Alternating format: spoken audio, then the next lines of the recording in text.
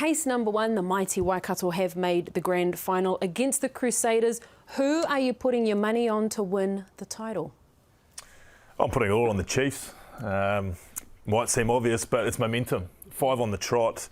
Confidence is high. You can't buy confidence. And one of those 5 on the trot in recent weeks was against the Crusaders. So there's no fear there. Okay. All right. Well, this is going to really hurt me to say this because as an Auckland boy, we don't like Cantabrians. In fact, we hate them. And I have to back the Crusaders. And after this, I'm going to have to wash my mouth out because, I'm almost choking on the words. But I'm going to prove that through history and through statistics, it should be pretty comfortable for the Red and Blacks in Christchurch at the weekend. Okay, boys, let's get into it. Why will your team win the Super Rugby? Who wants to kick it off? All right, I'll have first crack. Just through history, when you look at what they've done, especially in recent history, they've won 4 Super Rugby titles. I know there wasn't a final last year, but they've won 3 finals back to back. They've played all of those finals in Christchurch. The home venue is like a fortress to them when it comes to finals. I hear what you're saying, Beaver. The Chiefs have managed to take a win off the Crusaders, but when you look at their home form, it took the Hurricanes to beat them last year, and that snapped a 36-match unbeaten run for the Red and Blacks in Christchurch. They very rarely are defeated on their home turf. And I know the stadium is an absolute dog's breakfast, and I'm sure New Zealand Rugby would like to do a lot better for them, but you go down to Christchurch and ultimately you walk away a loser. So I think for the first part of this discussion, history and the venue is definitely against the Chiefs. Yeah, well, thankfully my guessing of your statement was covered off in my research. And, no. Early prediction. Read you like I'm a book, so mate. predictable. And I'm glad you went with recent history, so you acknowledged and shot yourself in the foot that there was no final last year, so that final experience is 0. And then the previous years, Jaguares and the Lions. Yeah. Both had to travel probably 3 or 4 days to get to Christchurch. The Chiefs will be going down in their private Chiefs jet. It'll take them an hour. Flying by Stephen Donald. There will be no travel factor issue. I think everyone understands how tough it is to win a super playoff game away from home. But that's when you're travelling the world 3 times over. The travel thing, it's not going to be an issue. So a lot of your history, I think you can sort of poke some holes in it. I know they've got a wonderful playoff history in Christchurch, but I think if you went around all the New Zealand teams, not many New Zealand teams lose playoff games at home, unless it's against another New Zealand team. So I see what you're saying about history, and I understand it, but I just don't think it's going to play a part on Saturday. Okay, interesting. What about the fact that the Chiefs haven't actually been a part of a Super Rugby final for a long time? I think you've got to go back to 2013, don't you? So you've got a lot of Crusaders players who have experienced the final and what it takes to win one, and they've got that sort of muscle memory so that they can call on that come finals time. But the Chiefs, I mean, when you look back to 2013, who have they actually got from that occasion that they can therefore call upon their experience to help them out on Saturday night? They've got Sam Cane, who's injured, and I'm sure he's going to be very vocal in the sheds in the lead up to the game, and Liam Messam, who was trotting around Eden Park the other day. So I don't know if he's going to get a run in the final, but you've got very limited finals experience for the Chiefs versus an abundance for the Crusaders. Were you in that 2013 final? No, I was sitting in Bath watching it from my apartment in Bath, unfortunately. Right. My final experience was travelling to Pretoria and losing by 60. So. Sorry, I didn't mean to bring it up. Well, I felt you did. Well, I kind of did, but then you went there. You led me down there. I'll just pick up on a couple of your points there with your players who have played in finals. This morning, did my research, and from the last final the Crusaders played, 2 of their starting pack will be the same, in Taylor and Whitelock.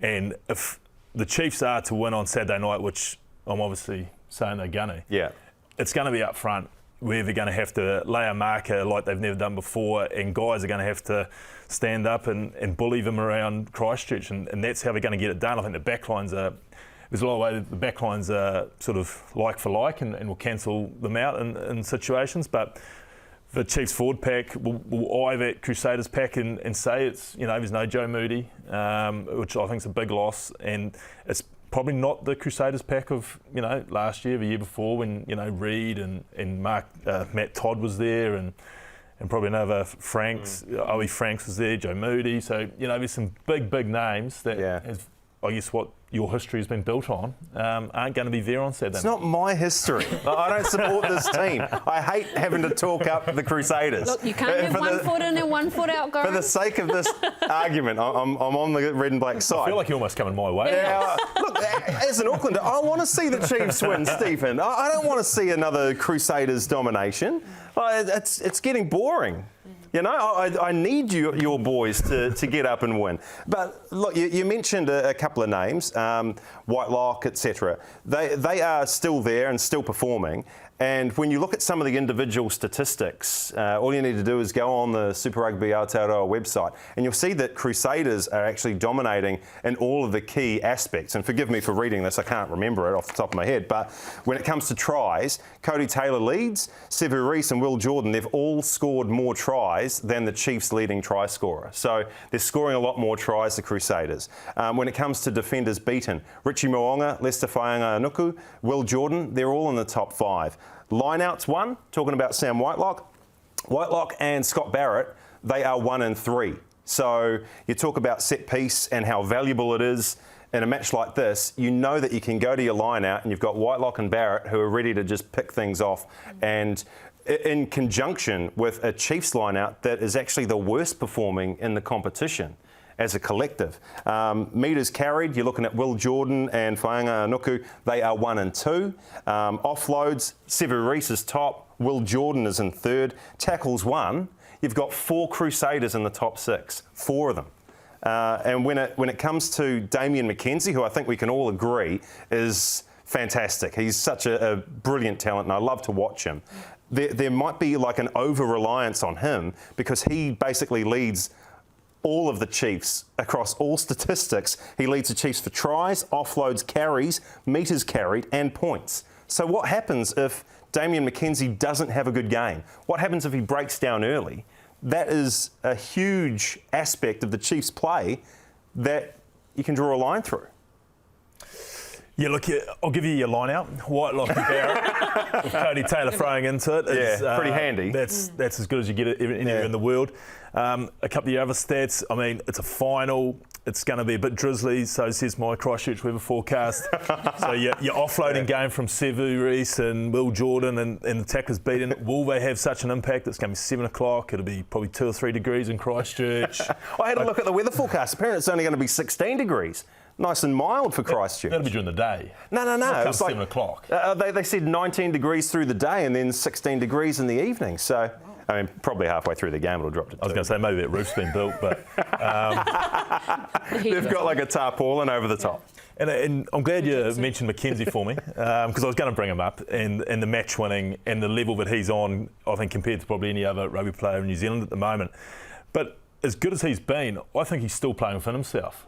And I just feel that maybe there's something to come in the grand final as far as his running game goes. And they're obviously doing this 10-15 thing between him and Bryn Gatlin. And the more they spend time doing it, the more they're going to get used to it. And I just think that he could be the absolute difference. And another name which I wanted to throw up was Anton Lienert-Brown. He's been very good defensively and he's created turnovers that have won them games, but he probably hasn't had the ball in his hands and done as much damage as he would have liked. So I think there might be something to come from him. You talk about over-reliance on Damian McKenzie. I think if Anton Lienert-Brown has his game of his season, then I think they go a long way. But see, this is what we're relying on from the Chiefs. We're asking players to have their games of the season, whereas with the Crusaders, it's all about a highly performing collective. Like all the names, it's not just the same person repeated in those statistics that I mentioned earlier.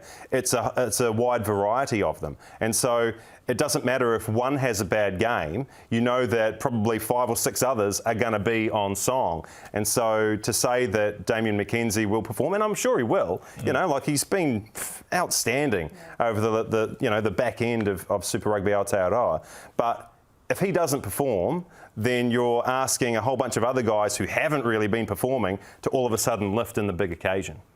It's a fair point, and I noticed how you said it's almost system-like and it's robotic from the Crusaders. Well, for me, the Chiefs will take a lot of out of that Highlanders game from a couple of weeks ago, where the Highlanders got out, and because I think they're so systematic, they struggled to chase it. And I think if the Chiefs can start hot, get out to an early lead, then it'll be interesting to see what the Crusaders go to, because as you said, they're so thorough and so organised that it's just like a big machine, and they don't need any one individual. Well, suddenly if they're down in a final, maybe individuals start looking for it. I mentioned individual statistics earlier. When you look at the team stats, it makes for really bizarre reading. So in the Crusaders, you've got the team with the best attack and the best defence in the final. I don't know if you're aware of this. The Chiefs have the worst attack in the competition and the worst defence. Wow. How the hell has that happened? I know, like in their run of 5 matches unbeaten, they've been really, really close, but close wins. But that's crazy talk, right? Yeah, like to be in the final and actually have the worst attack and the worst defence. I think it's really close. I think they've conceded like 230 points, and the Hurricanes and Highlanders maybe are sort of like 223, 226. So it's pretty close, but it's such a strange anomaly. And I think they're not helped by the fact that they haven't been scoring a lot of tries. And the Crusaders have scored 30 to the Chiefs 18. So, like where are the points going to come from? Again, you're looking at Damian McKenzie. But yeah, I just thought those were some really interesting statistics team-wise. And I mentioned earlier the Chiefs line-out and how it hasn't really been functioning, whereas the Crusaders line-out is the best in the competition. I think it operates at like 95.3% versus the Chiefs 85%. So you've got a line-out that's fully operational. You can rely on Whitelock and Barrett to rein in the ball and probably pilfer some of the Chiefs line-out ball as well. So for all of those reasons, I just can't see how the Chiefs can do it. I want the Chiefs to do it, Stephen. Don't get me wrong. I just don't know how they can. One final statement from you both. How does your side win the final, or where is it won for your team? Go on, Stephen. You go first. As I said at the start, the Chiefs, if they're going to win it, and they will win it, they're going to win it up front with Aidan Ross and Angus Ta'avao and Sammy Sona. They've got a front row who's improved massively throughout this competition. They're starting to dominate scrums, and I'm not going to say they're going to go dominate a Crusaders scrum in Christchurch, but I don't think it's going to be an issue either. And for me, where it's going to be absolutely won, Boshier and Jacobson, I'll make up a stat that they're the 2 leading breakdown men in the competition. I missed that one in my research. Well, one stat that's not made up is Jacobson is by far the best New Zealand forward running around at the moment, and Boshier was, and this is a stat, he was the highest pilferer in the competition last year. He's been back 2 or 3 weeks. That is where they will win the game at the breakdown. They probably have the advantage there. I would say that just set piece, Crusaders, it's so reliable. You can set your watch to it, can't you? You know what you're going to get from them. And I think off the back of that set piece domination, Richie Mo'unga, who's been really good again this year, unleashing all of those outside backs. It might be close, but the Crusaders to win for me. Okay. This is actually quite tough because, like you said, it can get quite boring when the same team keeps winning all the time. 100%, Raph. And no one thought that the Chiefs would be there. It's the Cinderella story, really, of Super Rugby Aotearoa 2021. So you really want them to do well and at least push the Crusaders to their absolute limits. In this occasion, the question is who will win, and I think the Crusaders will take it. But it's not to say that I absolutely want the Chiefs to come out. I want to rip this piece of paper up as well because I don't want to see the Crusaders win.